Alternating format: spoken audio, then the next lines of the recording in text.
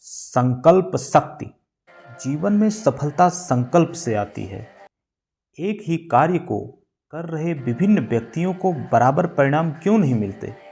क्योंकि उनके संकल्प की शक्ति में अंतर होता है। संकल्प से जुड़ा कार्य नहीं थकता और ना ही रुकता है। संकल्पित व्यक्ति की हृदय की भावना, बुद्धि, आशा, कर्म का वेग और शरीर का पुरुषार्थ सब मिलकर लक्ष्य संधान की दिशा में एकजुट होकर चल पड़ते हैं।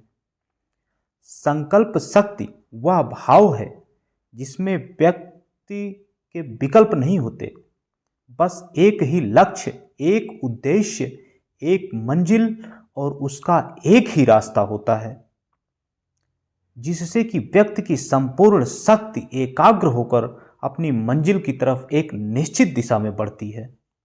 संकल्प शक्ति व्यक्ति अपनी सबसे बड़ी दुर्बलता को अपनी सबसे बड़ी शक्ति में बदल सकता है। आचार्य चाणक्य ने अपनी शिखा को खोलकर यह संकल्प लिया था कि जब तक मैं नंद वंश का विनाश नहीं कर दूंगा तब तक अपनी शिखा नहीं बांधूंगा।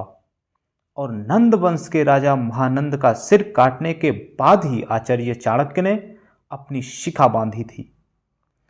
ना वो राजा थे, ना ही महानंद से शक्तिशाली थे, लेकिन फिर भी उनकी जीत हुई क्योंकि उनकी संकल्प शक्ति प्रबल थी।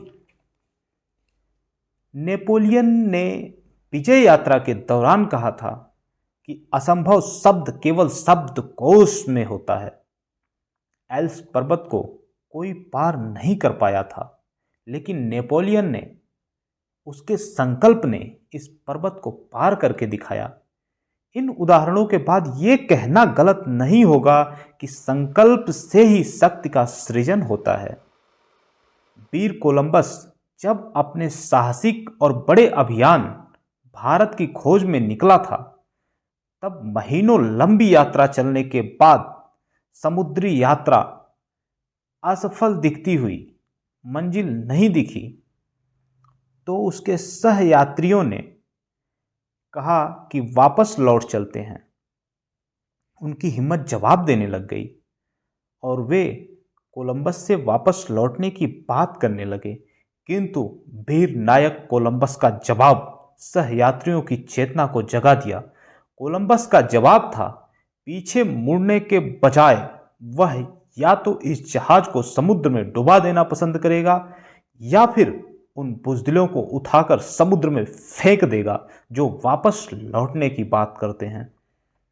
अटल एवं अपराजित निश्चय के साथ बढ़ रहा कोलंबस का अभियान अंततः समुद्र के किनारे अपनी मंजिल तक पहुंच ही गया। विपरीत परिस्थितियों में ही संकल्प की परीक्षा होती है। ये कहावत प्रसिद्ध है कि शांत समुद्र ने कभी श्रेष्ठ नाविक तैयार नहीं किए।